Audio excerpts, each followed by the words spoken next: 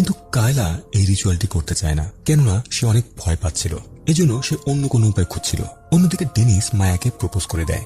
মায়াও তার proposal accept করে নেয়। এদিকে এই দুই মেয়ে প্ল্যান করছিল যে তারা ডেনিসের উপরে রিচুয়াল করে সকল প্রমাণ নিয়ে নেবে, যেন তারা মায়ের সামনে ডেনিসের আসল রূপ তুলে ধরতে পারে। ঠিক তখনই কায়লার কাছে মায়ের মেসেজ আসে। মায়া কায়লাকে হাতে রিং পরা একটি ফটো তুলে পাঠায়। এটা দেখা মাত্রই কায়লা অনেক রেগে যায়, আর সে নিজের মনও পাল্টে ফেলে। আর সে শিলাকে ওই ভয়ঙ্কর রিচুয়ালটি পারফর্ম করতে বলে। এরপর রাতে তারা দুজন যায় নির্জন কবরস্থানে। এখানে কায়লা একটু ভয় পাচ্ছিল।